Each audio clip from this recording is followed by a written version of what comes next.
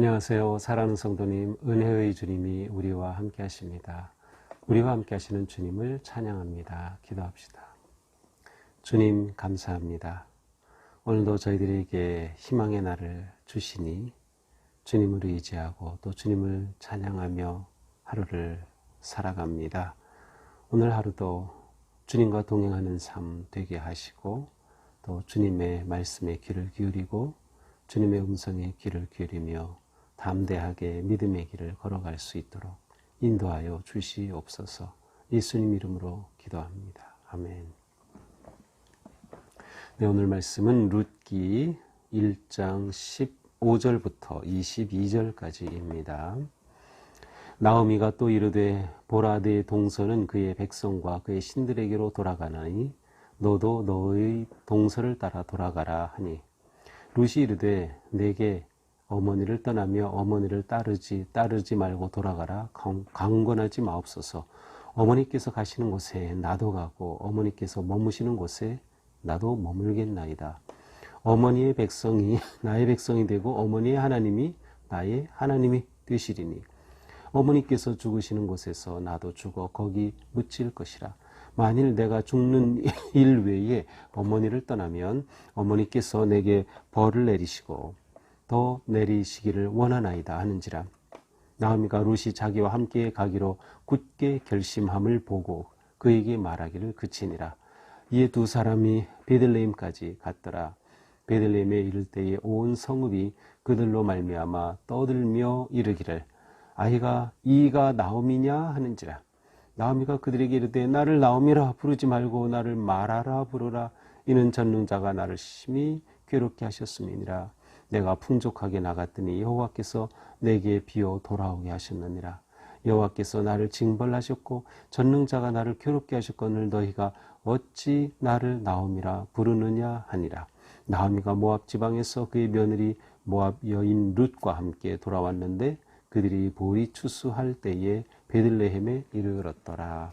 아멘. 자, 어제부터 이제 룻기를 보게 되는데요.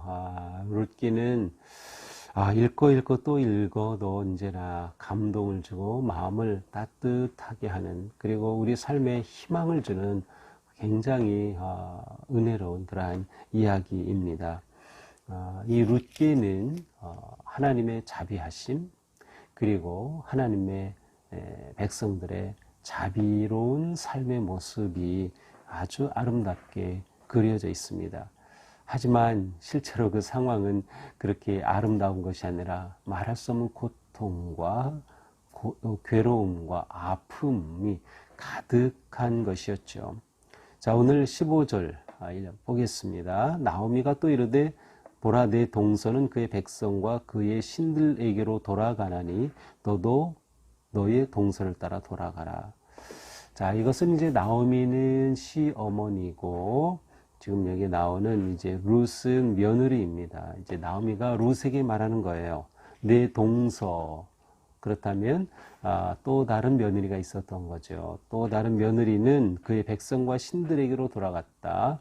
예, 신들에게로 돌아갔다는 것은 그 당시에는 모든 성읍, 이렇게 성이 있으면 그 성을 지키는 아니면 성을 대표하는 어떤 신들이 다 있었어요. 그래서 그 성읍으로 갔다는 그러한 의미겠죠. 그의 백성과 그 신들에게로 돌아갔다. 그게 이제 누구냐 하면 바로 앞에는 14절에 보면 오르바라고 하는 며느리도 있었어요. 자, 나오미에게는 두 아들이 있었고 또 그 결혼한 두 아들을 통해 두 며느리가 있었습니다. 자, 그런데 이 나오미가 원래 베들레헴이 고향이었는데 그 상황이 좋지 않게 되자 나오미가 이 남편과 함께 이제 고향 베들레헴을 떠나서 멀리 모압 지방으로 갔어요. 사실 이제 모압 지방은 이제 사해 요단강을 건너서 동쪽으로 가게 되고요. 예, 그쪽은 훨씬 살기 좋은 그런 좋은 땅들이 있고 한 그런 곳이었기에 아마 그곳으로 이제 어려움을 피해서 이민 아니면 이주하였던 셈이죠. 하지만 나오미는 그곳으로 가서 남편 엘리멜렉을 잃었습니다. 그것으로 끝난 것이 아니라 그의 두 아들 말론과 기럨까지도 잃었습니다. 그래서 이 나오미의 가족은 졸지에 3명의 과부가 생긴 거예요. 나오미도 그렇게 되었고 그의 두 며느리도 그렇게 된 거죠. 이렇게 되자 이제 나오미는 두 며느리에게 고향으로 돌아가라. 그리고 이 며느리들은 전부 유대인이 아니라 이방 사람, 이방 여인들이었어요. 모압 여인이었죠. 특별히 이 룻은. 그래서 돌아가라, 친정으로 돌아가라. 근데 처음에는 둘 다 아닙니다. 어머니하고 함께 하겠습니다. 했지만 이제 그 중에 오르바는 고향으로 결국 시어머니가 강권하니까 돌아갔습니다. 이제 오르바는 둘째 아들의 며느리였죠. 근데 이제 큰 며느리였던 룻은 어머니를 떠나지 않겠다는 겁니다. 그래서 이제 나오미가 말하는 거야. 이것 봐라, 너 동서 돌아갔지? 그러니까 이제 너도 그 동서처럼 그를 따라서 돌아가라 라고 말한 겁니다. 그러자 룻이 말합니다. 16절이죠. 어머니를 떠나고 어머니를 따르지 말고 돌아가라. 강권하지 마옵소서. 나오미는 이 두 며느리의 앞길을 생각할 때 어떡합니까? 완전히 가족이 다 이렇게 어려움을 당하고 소망이 없는 겁니다. 그러니까 이 며느리를 위해서 최선의 길은 친정으로 돌아가고 또 그로 가서 재혼을 해서 안정된 삶을 사는 것이 최선이었죠. 그래서 며느리들을 그렇게 돌려보낸 것이었어요. 그런데 이 룻은 어머니 이렇게 강권하지 마옵소서. 그러니까 나오미가 얼마나 강하게 얘기했는지를 알 수 있어요. 그러면서 하는 말이죠. 아마 성경에 나오는 그러한 표현 중에 가장 따뜻한 표현이 아닌가 싶어요. 어머니께서 가시는 곳에 나도 가고 어머니께서 머무시는 곳에서 나도 머물겠나이다. 어머니의 백성이 나의 백성이 되고 어머니의 하나님이 나의 하나님이 되시리니 어머니께서 죽으시는 곳에서 나도 죽어 거기 묻힐 것이라. 이 룻이 이렇게 나오미에게 말합니다. 시어머니에게. 어머니께서 가시는 곳 저도 함께 가겠습니다. 어디라도 가겠습니다. 어머님 머무시는 곳 저도 거기 어머니와 함께 머물겠습니다. 어머님의 백성이 저의 백성입니다. 어머니 하나님이 이제 저의 하나님입니다. 어머님이 죽으시는 곳에 저도 죽어서 거기에 묻히겠습니다. 그러면서 만일 내가 죽는 일 외에 어머니를 떠나면 여호와께서 내게 벌을 내리시고 더 내리시기를 원하나이다. 죽음은 누구나 피할 수 없어요. 그렇지만 죽음 외에 제가 어머니를 떠난다면 저에게 벌을 내리시기를 원합니다. 이렇게 룻은 시어머니를 어제 본문 맨 마지막 14절 뭐라고 했어요? 룻은 그를 붙쫓았더라. 어머니에게 바짝 붙어서 어머니를 꼭 잡고 어머니의 손을 꼭 잡으면서 어머니와 저는 죽을 때까지 함께 하려고 합니다. 라고 말한 겁니다. 룻이 시어머니에게 보여준 사랑의 모습이죠. 이 사랑 자비를 가리켜 이제 히브리 말로 헤세드라고 하는데 이건 굉장히 중요한 개념이라서 보통 헤세드라고 하는 말을 그냥 그대로 사용하기도 합니다. 헤세드, 사랑, 자비입니다. 이 룻기는 사랑과 자비로 가득합니다. 가장 중요한 한 주제가 헤세드입니다. 오늘 본문에서는 시어머니를 향한 룻의 헤세드가 나옵니다. 그는 새로운 언약 관계로 들어가는 겁니다. 모든 것이 새로운 관계. 이는 모압 여인이라고 돼 있어요. 모압 여인이면 그 당시에 이스라엘과는 완전히 대적 관계였죠. 그 역사 속에서. 사실 이 모압은 아브라함의 조카인 롯이 조상인 그러한 민족이에요. 그러니까 이스라엘과 친척 관계인 셈이죠. 그런데 이 모압 여인이었던 룻은 시어머니를 따라서 자기 하나님을 섬기고 어머니의 백성이 되겠다라고 말하는 것입니다. 살아도 죽어도 어머니와 함께 있겠습니다. 라는 단호한 결심을 보여줍니다. 이 말을 들은 나오미는 얼마나 가슴이 뭉클했을까요?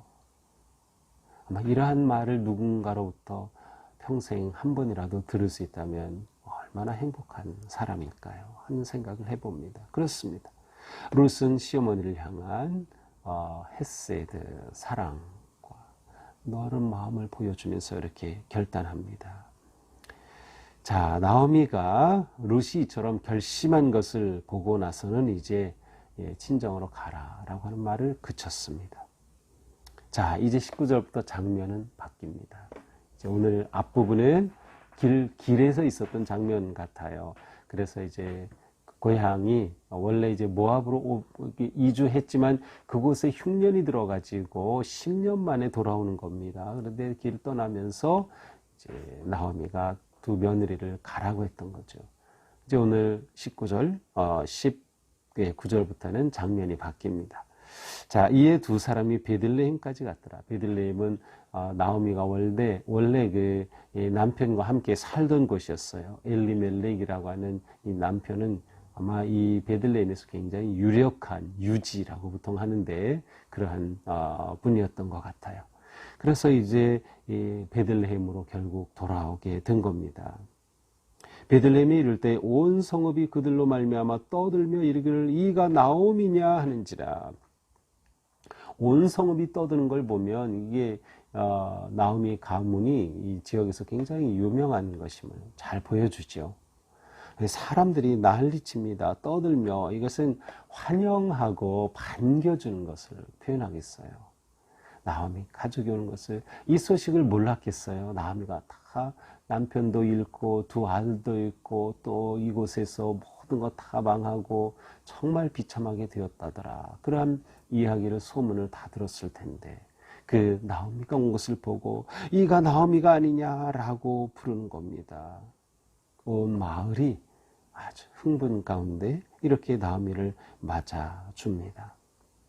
자, 그런데 나오미가 말합니다. 나를 나오미라 부르지 말고 마라라고 불러라. 나오미라고 부르지 말라. 나오미는 기쁨이란 뜻이에요. 우리 기쁨이가 온 것이 아니에요. 우리 기쁨 아줌마라고 말했는데 무슨 소리야. 기쁨이라 부르지 마. 마라, 씀, 고통, 괴로움이란 뜻이에요. 나를 고통이라고 불러라. 나를 쓴 인생이라고 불러라. 이렇게 말하는 겁니다. 이는 전능자가 나를 심히 괴롭게 하셨습니다. 내가 풍족하게 갔더니 여호와께서 내게 비어 돌아오게 하셨느니라. 여호와께서 나를 징벌하셨고 전능자가 나를 괴롭게 하셨거늘 너희가 어찌 나를 나오미라 부르느냐. 지금 나오미는 자신 가족에게 가문에 일어난 이 일을 하나님이 징벌하신 것이라고 보고 있어요. 이것은 나오미는 이 어려움을 당했을 때 이것을 자신을 돌아보는 시간으로 삼았음을 알 수 있어요. 그냥 고통 가운데 어떻게 할지 막 그렇게만 한 것이 아니라 내 인생을 돌아본 거죠.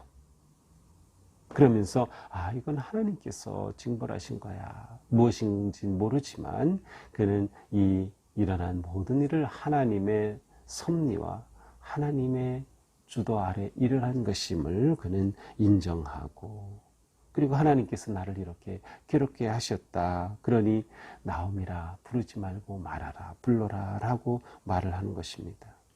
자신이 부족하다고 하는 거예요. 여기에 보면 나오미는 하나님을 원망하는 모습을 전혀 찾아볼 수 없어요. 남편을 원망하지도 않아요. 일찍 죽은 아들을 원망하지도 않아요. 그렇다고 며느리들을 원망하지도 않아요. 오히려 그는 이 상황 속에서 자신을 돌아보며 내 인생 내가 잘못한 게 있구나 하는 그러한 시간으로 삼았던 것이죠. 22절 나오미가 모압 지방에서 그의 며느리 모압 여인 룻과 함께 돌아왔을 때 그들이 보리 추수 시작할 때 베들레헴에 이르렀더라. 자, 보리 추수 시작. 이제 옛날로 치면 한국에 보릿고개가 있죠. 그 보릿고개가 막 넘어가서 첫 수확을 하는 이때 얼마나 좋겠습니까? 뭔가 희망적인 모습이 보입니다.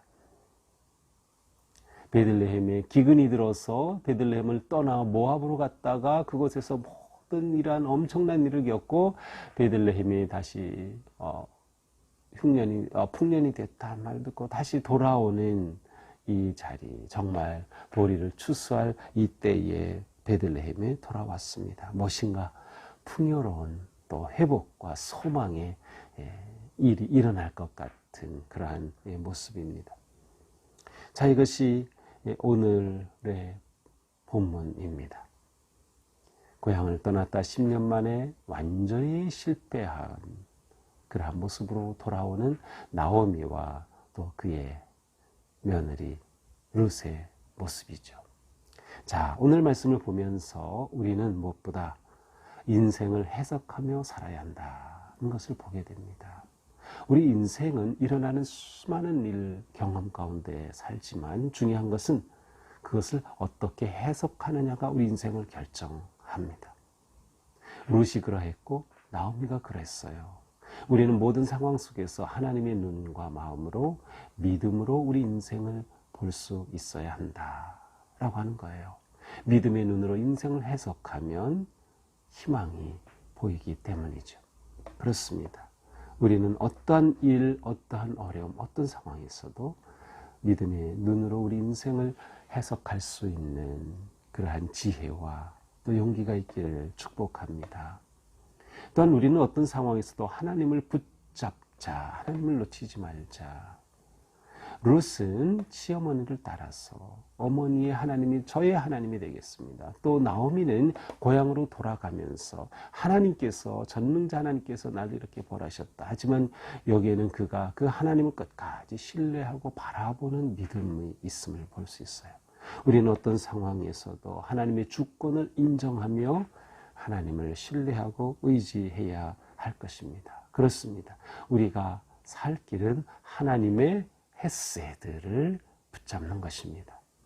하나님의 그 사랑과 은혜 안에서만 우리 인생은 아름다운 삶이 되죠.